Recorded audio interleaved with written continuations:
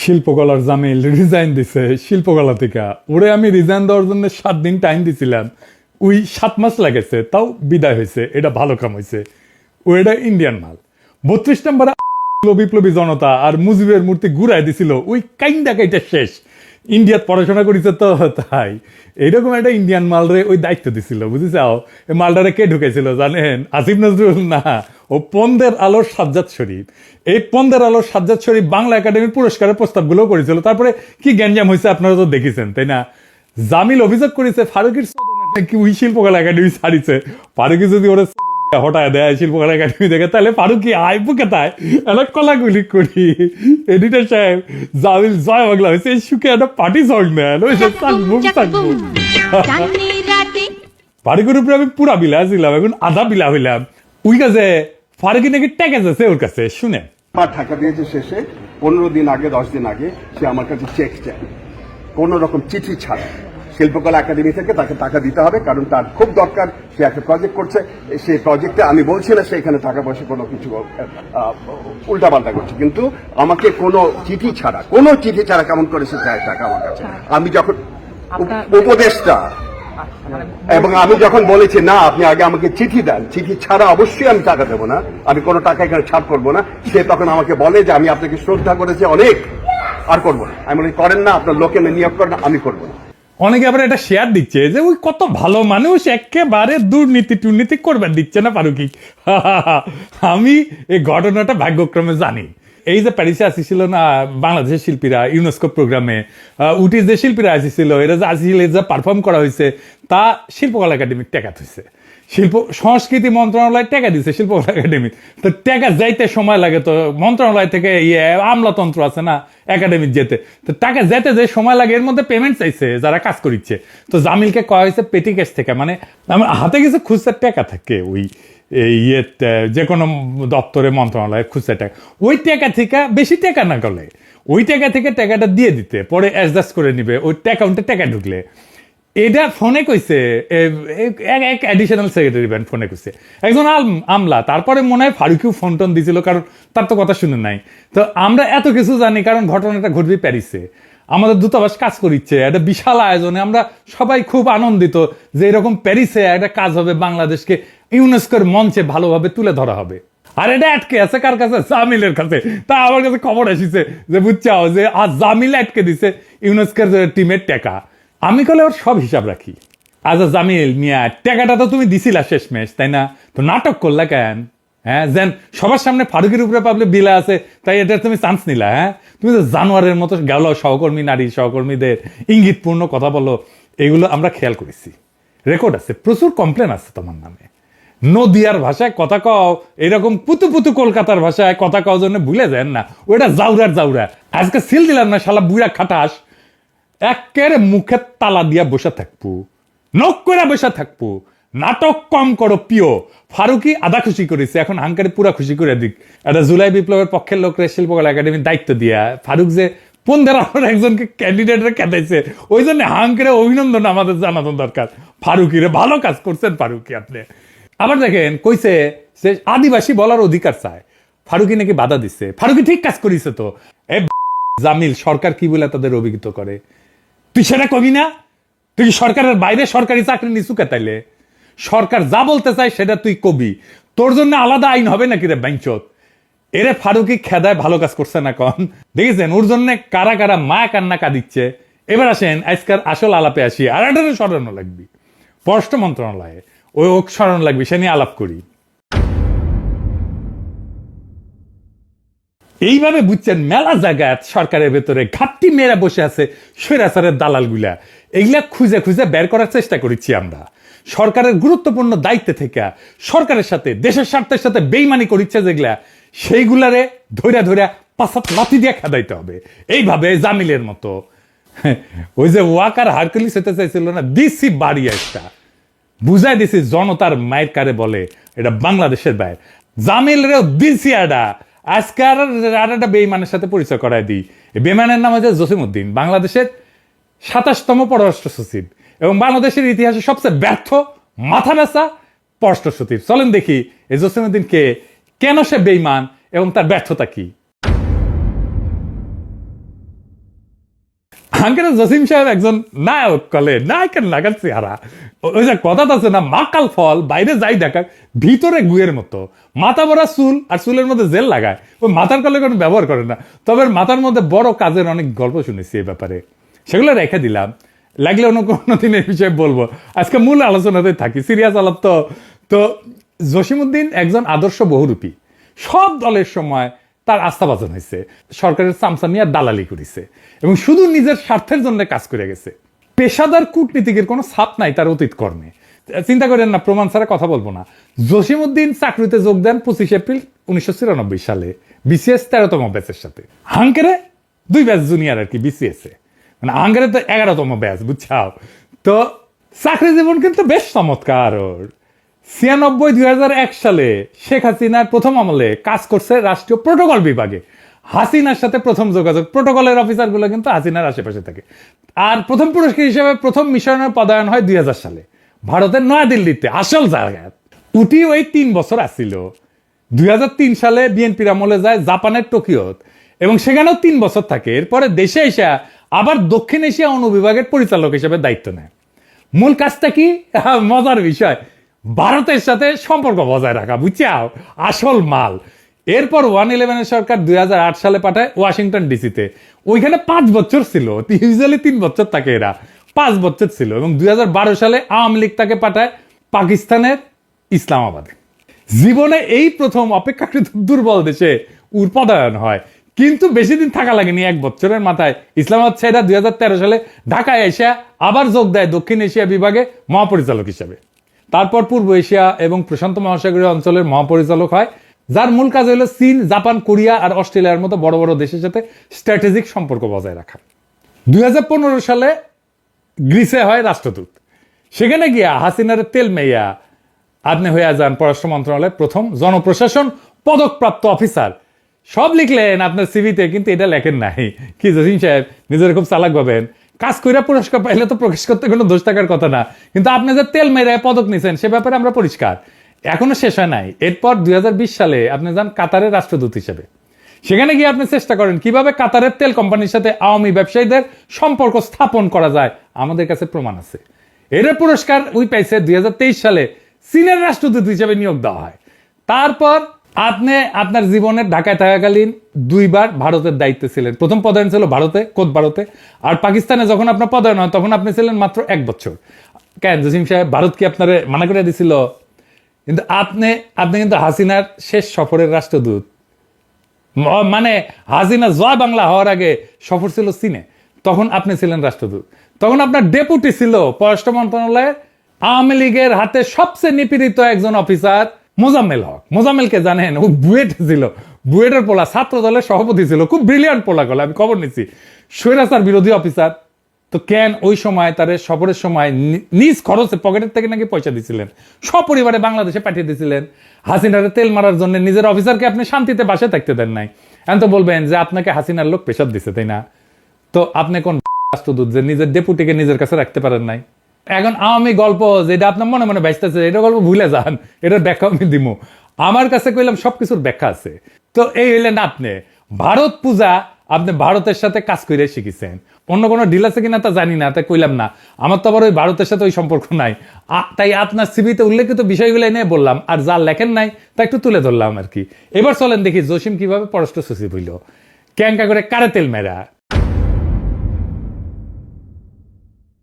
জসিম হইল একটা সাম্বাস, সুযোগ পেলে কোনোদিন হাতছাড়া করে নাই। যখন 5ই আগস্টের পর আগের পররাষ্ট্র সচিবের বিষয়ে অভিযোগ শুরু হলো, তখন নির্লজ্জের মতো ওই যে মোজাম্মেল, ওই যে ছাত্র দলের ওই যে বুয়েটের মোজাম্মেল, ওরে কাজে লাগাইলো যেন আপনারা পররাষ্ট্র সচিবের দায়িত্ব দেওয়া হয়। মোজাম্মেলকে দিয়া আপনি ক্যাম্পেইন চালাইলেন, তাই না?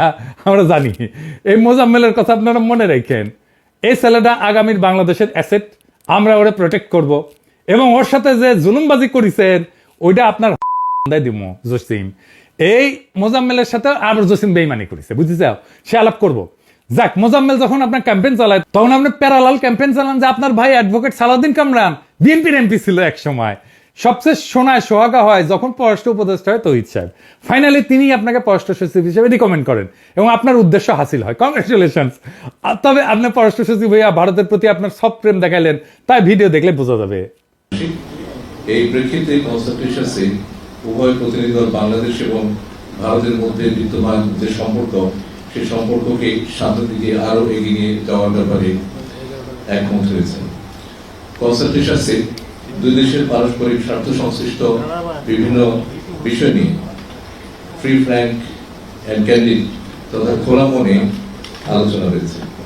আমরা বলেছি বাংলাদেশের সবচেয়ে নিকটবর্তী প্রতিবেশী দেশ হিসেবে ভারতের নিকট আমরা আমাদের দুদেশের মধ্যে বিদ্যমান সকল অনিষ্পন্ন বিষয়সমূহে দ্রুততম সময়ের মধ্যে নিষ্পত্তির জন্য ভারতের সহযোগিতা কামনা করি এবং এ লক্ষ্যে আমরা একযোগে কাজ করার বিষয়ে গুরুত্ব আরোপ করেছি। আমি দুই দেশের সাধারণ জনগণের ভেতরে আস্থা ও বিশ্বাস বিনির্মাণের গুরুত্বের উপরে জোর দিয়েছি। দেখেছেন তো জসিম সাহেব, জুলাই বিপ্লব কি কেন হয়েছে এসব বুঝেন নাই, মাথায় ঢোকে নাই, তাই না? ভারতের প্রতি প্রেম একদম জায়গায় উঠছে দেখছি, একেবারে হান্দাই দিমু প্রেম জায়গা মতো। হ্যাঁ, যাই যেটি দিয়ে প্রেম ঢুকে ওটি দিয়ে হান্দাই দিমু, পরে ছোট মাথা কাজ করিতে কলিকাতা হারগাবার লাগবো। এখন সব কইলাম না, আরো কথা আছে। আপনার বেইমানির গল্প এবার কইতে হয়। আমি আবার সব সহ্য করতে পারলেও বেইমানি সহ্য করতে পারি না। এক সময় কমিউনিস্ট ছিলাম, তো কমরেডশিপের প্রতি একটা ভালোবাসা তো থাকবেই। এই আপনার বেইমানি নিয়ে একটা কথা কই আসি। জসিম পররাষ্ট্র সচিব হওয়ার পর প্রথম বেইমানি করলো তার প্রতি যে তাকে পররাষ্ট্র সচিব বানানোর ক্যাম্পেইন করেছে, মোজাম্মেল। ওই মোজাম্মেলকে ইউনূস স্যার প্রথমে তার একান্ত সচিব হিসেবে নিয়োগ দিছিলেন। আমরা খুব খুশি হয়েছি, খুবই ভালো সিদ্ধান্ত ছিল। কারণ মোজাম্মেলের মতো একজন স্বৈরাচার বিরোধী যোগ্য অফিসার যদি প্রফেসর ইউনূসের পাশে থাকতো, তাহলে ইউনূস স্যারের কাজ করতে অনেক সুবিধা হইতো। স্যার এই লোকটারে আপনি পাঠাইছেন, দূর করেছেন।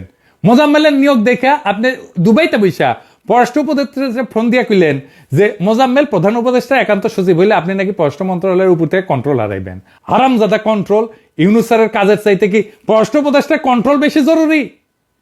এই হারামজাদা ভুলে গেল এই পোলার উপরে কি অত্যাচার নির্যাতন চালাইছে মোজাম্মেলের উপরে।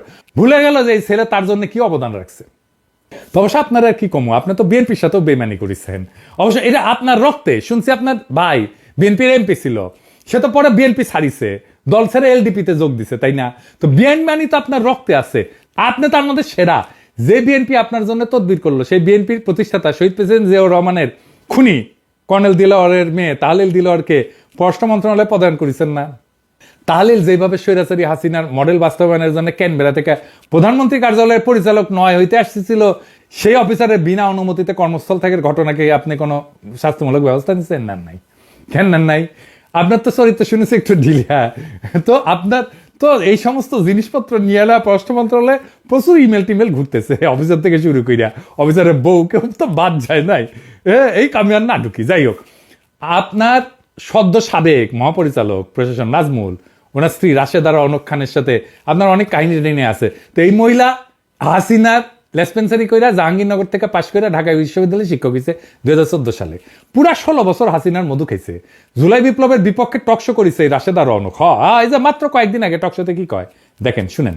রাজপথে রাজনীতি করা এক বিষয়, আন্দোলন করা এক বিষয়, স্লোগান দেওয়া এক বিষয়, মফ করা এক বিষয়, আর সরকার গঠন করা, সরকার পরিচালনা করা, দেশ পরিচালনা করা সেটা একদমই ভিন্ন বিষয়।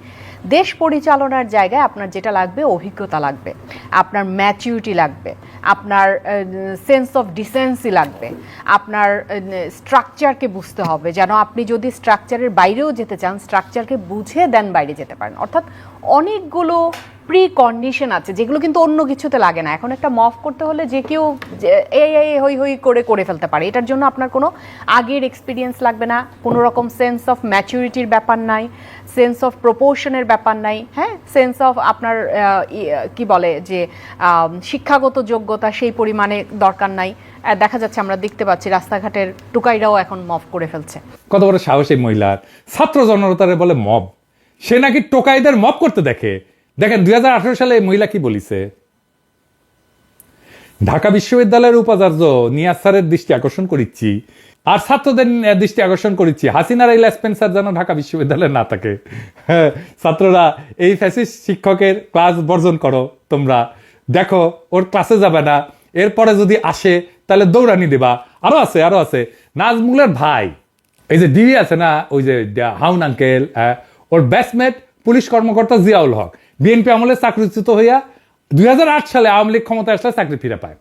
এখন অবশ্য পলাতক, তো সেই লোকের ভাই আর সেই মহিলার জামাই হিসেবে আপনার তো এমনিতে চাকরি থাকার কথা না, আপনিও কম জান না নাজমুল সাহেব। ম্যানচেস্টারে সহকারী হাই কমিশনার থাকার সময় অর্থ কেলেঙ্কারি আর জেদ্দায় নারী কেলেঙ্কারি করছেন, এই আপনার কূটনীতিক অর্জন। আমরা এই পদায়নের সমালোচনা করে তো আপনি তারা বদলায় বসাইলেন পূর্ব এশিয়া অনুবিভাগের মহাপরিচালক হিসেবে। নাজমুল তো কোনোদিন কূটনৈতিক কাজ করে নাই, সারা জীবন প্রশাসনের কাজ করেছে আর আওয়ামী লীগের সেবা দাস করেছে। সেই লোকটা দিচ্ছেন চীন, জাপান, কোরিয়া, অস্ট্রেলিয়া এগুলো সামলাইতে, ও তো ঠিক মতো 2 লাইন কথাও কইতে পারে না। আমরা কিন্তু সব অফিসারের সব বিষয় জানি, আমার ক্ষুদ্র ভ্রাতা ভগিনীরা আমরা সবকিছু জানায়, ওরা আমার মাস্টার্স পিএইচডি করা, ওদের কথার মূল্য আছে। তো জসিম সাহেব শুনলাম এই অশিক্ষিত নারী আদান প্রদানকারীকে নাকি আপনি রাষ্ট্রদূত বানানোর চেষ্টা আছেন। হ্যাঁ, আমরা কিন্তু সব জানি, আপনারা ছেড়ে দিছিলাম, কিন্তু আপনি দেখি সে জাউরাই আছেন। জাউরামি কাদের সাথে করেন? আমরা কিন্তু জাউরা নিধন কর্মসূচিতে এক্সপার্ট, নিজের পাছায় নাই সাপ, খালি রাধাকৃষ্ণের নাম। হারকুলিস সাজবার আসিছেন, হারকুলিস হান্দায় দিব একেবারে পিছন দিয়া। আপনার আর এক বেইমানি হইল পোস্টিং পলিসি, যা দিয়ে আপনি সব অফিসারের সাথে প্রতারণা করেছেন। আপনার পোস্টিং এর কথা আগেই কইছি। এটা সাহেব আবার আপনি একটু দেখেন, আপনি আপনার জীবনে চাকরি করেছেন নয়াদিল্লিতে 3 বছর, টোকিও 3 বছর, ওয়াশিংটন 5 বছর, ইসলামাবাদে 1 বছর। আপনার প্রিয় হাসিনার রেখা যাওয়া পোস্টিং পলিসিতে নয়াদিল্লি, টোকিও আর ওয়াশিংটন হইল ক গ্রেডের দূতাবাস, আর ইসলামাবাদে খ গ্রেডের দূতাবাস। আপনি নিজে ক গ্রেডের মিশন ছাড়া পোস্টিং করেন নাই, তাই না? আর নিজে পররাষ্ট্র সচিব হয়ে হাসিনা রেখে যাওয়া পররাষ্ট্র ক্যাডার ধ্বংসের মডেল পোস্টিং পলিসি নিয়ে কত প্রেম, এখন এটার উপর প্রেম উতলাই পড়ছে, নিজের বেলায় তো করেন না। এটা এই পলিসিতে কি আছে? এই পলিসি মোতাবেক একজন যদি ক গ্রেডের মিশনে কাজ করে না, তাহলে তাকে খ গ্রেডের মিশনে কাজ করতে হবে একই সময়। যতদিন ক গ্রেডের মিশনে কাজ করেছে ততদিন খ গ্রেডের মিশনে কাজ করিতে হইবে। তার মানে আপনি যদি দিল্লিতে 3 বছর থাকেন, 3 বছর ইসলামাবাদে থাকতে হবে, বা ইসলামাবাদের মতো খ গ্রেডের পোস্টিং এ থাকতে হবে। তো ডিপ্লোমেসি কি সাম্যবাদ দিয়ে চলে? আপনার সব অফিসার কি সমান যোগ্যতার? সবাইকে দিয়ে সব কাজ হয় না জসিম সাহেব। এই পোস্টিং পলিসি করা হয়েছে পররাষ্ট্র মন্ত্রণালয়কে অকার্যকর করার জন্য। এটা ভারতের ব্রেন চাইল্ড, যা হাসিনার আমলে গৃহীত পলিসি। যখন আমাদের ভালো জায়গায় ভালো কাজ করার অফিসার দরকার, তখন আপনি হাসিনার পলিসির দোহাই দিয়ে পররাষ্ট্র মন্ত্রণালয়কে নষ্ট করার জন্য উঠে পড়ে লাগছেন। নিজের বেলায় 16 আনা, আর অন্য অফিসারদের বেলায় গরুর সোনা, তাই না? গরুর সোনা যদি এত ভালো লাগে না, আপনার বাসা কোনটি? বাসার সামনে গরু ফেলামো আর জিয়াফত দিব, আর গরুর সোনা বোতলে ভইরা পাঠাই দিতে বলবো। কে মোদি পাঠায় না? হ্যাঁ, মোদি পাঠায় না, এটা গোমূত্র পাঠায় না, এটা চেখে চেখে দেখতেন কেমন লাগে। তো এতক্ষণ তো জসিমের ইতিহাস, ভূগোল, অপকর্ম মেলা কিছু জানাইলাম, তাই না? কূটনীতিক হিসেবে কেঙ্কা, এটা একটু আলোচনা করি, তাহলে আবার জসিম কবে যে আমি তো ভালো কূটনীতিক। জসিম সাহেব, এই কূটনীতিক হিসেবে আপনার একটু সুনাম করার মতো কিছু পাইলাম না, অনেক চেষ্টা করেছি। আপনি গৃহে থাকা অবস্থায় পাইছেন জনপ্রশাসন পদক, লেসপেন্সারি করেছেন হাসিনার দালালদের। ওই দালালদের অনেকেই দেশ বলদায় এখন ফ্রান্সে আছে, এখন তাদের সাথে আমার আলাপ হয়েছে। কাতারেও আপনার একই অবস্থা। আপনি জীবনে কোনোদিন বহুপাক্ষিক কূটনীতি করেন নাই, মানে জাতিসংঘ, ইউরোপিয়ান ইউনিয়ন, এইগুলো আপনার যোগ্যতায় কুলায় নাই। এখন আপনি আপনার অযোগ্যতাকে ঢাকতে যা করে বেড়াইতেছেন, তা জাতিকে জানানোটা ফরজ। আপনার কোনো প্রতিবাদ থাকলে দয়া করে সংবাদ সম্মেলন করে জানাবেন, আমি তারপরে আর একটা ভিডিও করবো, করে জানাইন তো। আপনি এখন করবেন আমার কি সমস্যা, আপনার একটা ক্লাস নিই, তারপরে বুঝবেন কি সমস্যা। জসিম সাহেব, একটা ক্লাস নিই, চুপ করে নক করে বসেন। পররাষ্ট্র মন্ত্রণালয়ের কাজ কি জসিম সাহেব? সোজা কথায় প্রথম কাজ হলো সরকারের পক্ষে ন্যারেটিভ তৈরি করা, তাই তো? আপনি বিগত 6 মাসে সরকারের পক্ষে কি ন্যারেটিভ তৈরি করেছেন, যেটা আপনার পররাষ্ট্র মন্ত্রণালয়ের সাফল্য হিসেবে বিবেচনা করা যায়? কিছু করেছেন? কিছু করেন নাই। পতিত হাসিনার অপশাসন কেন আপনাদের ন্যারেটিভে নাই? জুলাই বিপ্লবের আন্তর্জাতিক স্বীকৃতি নিয়ে আপনার মন্ত্রণালয়ের কাজ কি ছিল এতদিনে? সরকারের কোন ভিশন আপনারা প্রচার করেছেন? আপনাদের পররাষ্ট্রনীতি কি পথে পরিচালিত হবে তার কোনো সুস্পষ্ট ন্যারেটিভ আছে আপনাদের মাঝে? নাই। হ্যাঁ, এইটা আপনার কূটনীতিক হিসাবে আপনার সমস্যা, বুঝছাও? সেফ খেলেন না, মানে এই সরকার তো আর মাত্র 10 মাস আছে, তারপর তো বিএনপি, মানে অনেক লাড্ডু, তাই না? মনে রাখেন, হাসিনার গদিন আর এইতে আমার ছাত্র লাগিয়েছে 36 দিন, আপনারা সরাইতে 36 ঘন্টা লাগবে না। আপনার তো ন্যারেটিভ বানানোর কোনো অভিজ্ঞতা নাই, আপনারা দোষ দিয়ে কি লাভ? আপনারা যে বানাইছে পররাষ্ট্র উপদেষ্টা তৌহিদ সাহেব, দোষ তো তার। পররাষ্ট্র মন্ত্রণালয়ের আর একটা গুরুত্বপূর্ণ কাজ হলো নতুন সরকারের লেজিটিমেসি তৈরি করা। কি লেজিটিমেসি করেছেন আপনারা? কেন আজকে ভারতের সেনা প্রধান বলে যে নির্বাচিত সরকারের সাথে কথা বলবো, কারণ এই সরকার লেজিটিমেট না? এই বয়ান নিয়ে আসছে ইন্ডিয়া। তো কি করেছেন আপনারা এই সরকারের লেজিটিমেসি তৈরি করার জন্য? কয়জন রাষ্ট্রপ্রধানের সফরের জন্য আপনারা অ্যাডভোকেসি করেছেন?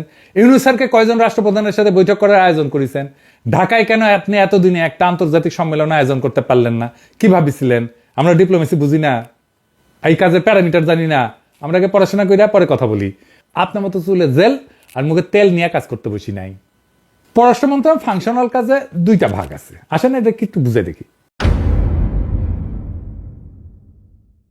একটা ভাগ হচ্ছে দ্বিপাক্ষিক, অর্থাৎ দুই দেশের মধ্যে সম্পর্ক, আর বহুপাক্ষিক যেটা হচ্ছে আন্তর্জাতিক সংস্থার সম্পর্ক, যা দিয়ে আমাদের অনেক দেশের সাথে নেগোশিয়েট করে আমাদের স্বার্থ রক্ষা করি। আমাদের মতো ছোট দেশের জন্য বহুপাক্ষিক কূটনীতির দায়িত্ব গুরুত্ব দ্বিপাক্ষিকের চাইতে বেশি। একটা উদাহরণ দিয়ে বলি, ধরেন আমেরিকার সাথে দ্বিপাক্ষিক নেগোসিয়েশনে আমরা পিছিয়ে থাকবো, কারণ তারা আমাদের চাইতে অনেক শক্তিশালী। আবার ধরেন আলজেরিয়ার সাথে আমরা আপার হ্যান্ড নিতে পারবো, কিন্তু বহুপাক্ষিক কূটনীতিতে সব রাষ্ট্রই সমান। এইখানে যোগ্য ডিপ্লোম্যাট পদায়ন করলে তারা সম্মান আদায় করে নিতে পারে এবং দেশের পক্ষে নেগোসিয়েশন করতে পারে। তাই ওই সমস্ত দায়িত্বে আমাদের ভালো এবং এই ধরনের কাজে অভিজ্ঞ ডিপ্লোম্যাট দিতে হবে, যেন আমরা আমাদের সাফল্য নিশ্চিত করতে পারি। এটাই করলে আমাদের পররাষ্ট্র মন্ত্রণালয়ের নিয়মিত প্র্যাকটিস ছিল। কিন্তু জসিম সাহেব তো নতুন হারকিউলিস হয়েছে, তিনি 53 বছরের প্রথা থেকে বাইরে হইয়া অনভিজ্ঞ, আর হাসিনা লেসপেন্সারদের পোস্টিং পলিসির দোহাই দিয়া সব বহুপাক্ষিক স্টেশনে পদায়ন করিচ্ছে। কয়টা উদাহরণ দিই।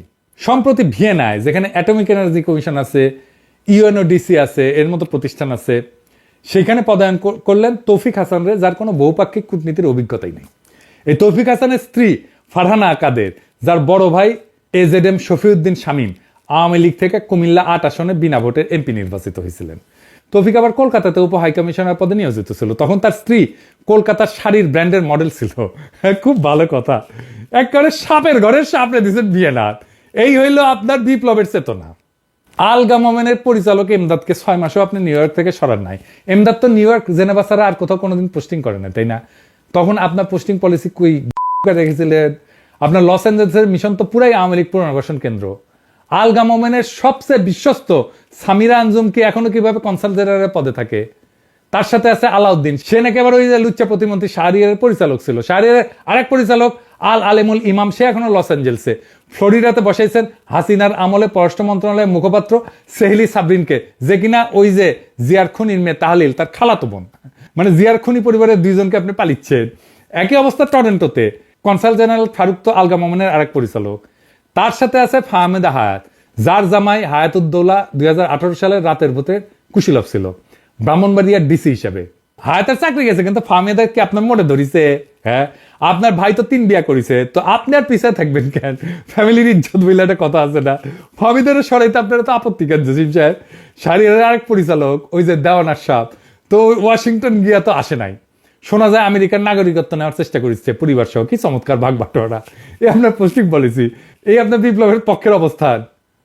আপনি তো দ্বিপাক্ষিক সম্পর্ক স্থাপনও দুর্বল। দ্বিপাক্ষিক খালি ওইটা পারেন। আপনি পররাষ্ট্র সচিব হওয়ার পর সফরে গেছেন কোটি কোটি, জানেন? ওই কোটি কোটি গেছে, জানেন? সার্বিয়াত গেছে, হাঙ্গেরি গেছে, আলজেরিয়া গেছে, মিশর গেছে, বুঝলেন? খুব গুরুত্বপূর্ণ দেশে গেছে। ওইখানে কি কাজ আপনার? রাশিয়া গেলে না বুঝলাম, এনে ট্রাক কিনবেন নিলি। হ্যাঁ, তা রাশিয়াত গেলে আমি এটা আপনার কনসেশন দিলাম, তো কি লিখছেন ওই 4টা দেশে? যে আপনি পররাষ্ট্র সচিব আছে, এরা বৈশাখ ট্যুরিজম করিচ্ছেন। আপনি যাবেন লন্ডনে, যাবেন ওয়াশিংটন, যাবেন টোকিও, যাবেন বেজিং, যাবেন প্যারিস, যাবেন রোমে, যাবেন এইসব জায়গায় যাবেন। নাকি ওরা আপনার মতো পররাষ্ট্র সচিবের মিটিং দেয় নাই?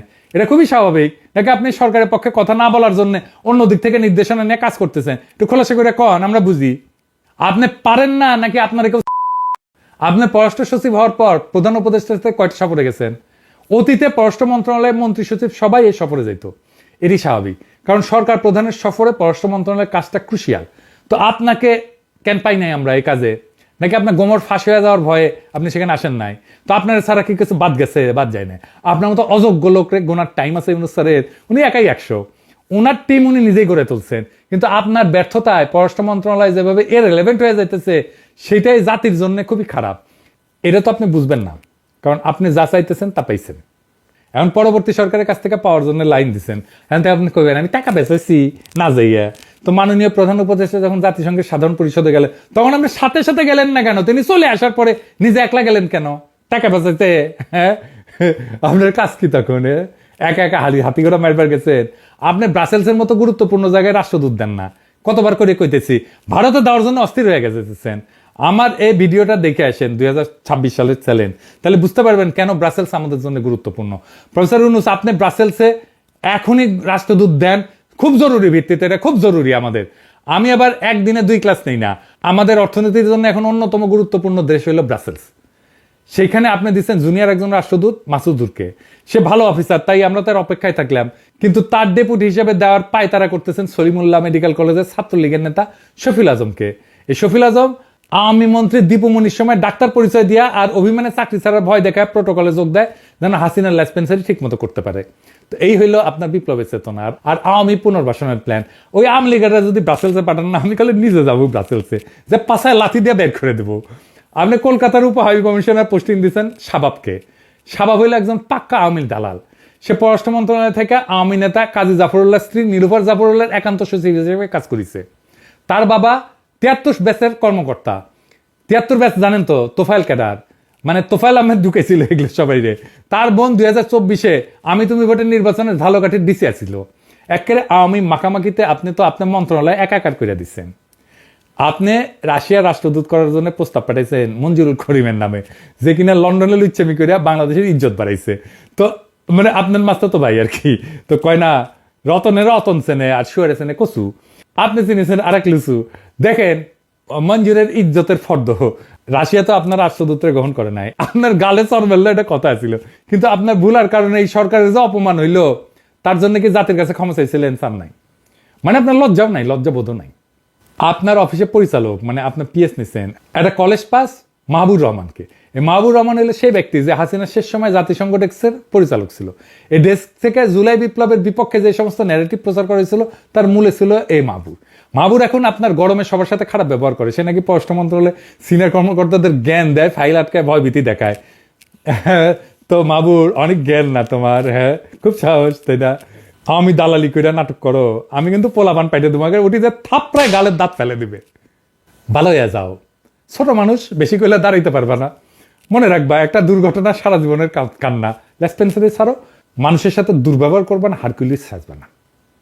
আমি কলে দেশে আসিচ্ছি, আমি যখন আসবো না এগুলো একটা লিস্ট করা আছে, ধরে ধরে পাশাত লাথি মেরা পাশার মাজার হাইট ভেঙে দেবো। এবার আসেন পররাষ্ট্র মন্ত্রণালয়ের ফেসবুক পেজটা দেখে আসি। সে মজার ফেসবুক। জসিম সাহেব, আপনি পররাষ্ট্র সচিব হওয়ার পর থেকে আপনার মন্ত্রণালয়ের ফেসবুক পেজ নিয়ে আমরা একটা গবেষণা করেছি। চলেন গবেষণার ফল দেখে আসি। 2024 সালের সেপ্টেম্বর মাস থেকে এই পর্যন্ত সুপ্পু মাননীয় প্রধান উপদেষ্টা প্রফেসর ইউনুস পররাষ্ট্র উপদেষ্টার পররাষ্ট্র সচিবের উপর কয়টা ফেসবুক পোস্ট আছে দেখে আসি। 8 সেপ্টেম্বর থেকে 26 ফেব্রুয়ারি পর্যন্ত।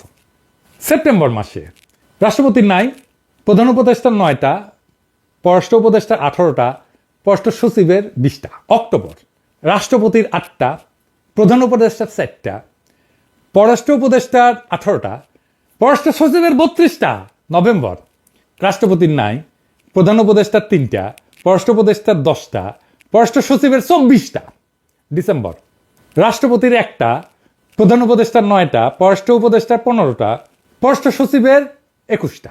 জানুয়ারি রাষ্ট্রপতির 7টা, প্রধান উপদেষ্টার 1টা, পররাষ্ট্র উপদেষ্টার 15টা, আর পররাষ্ট্র সচিবের 16টা।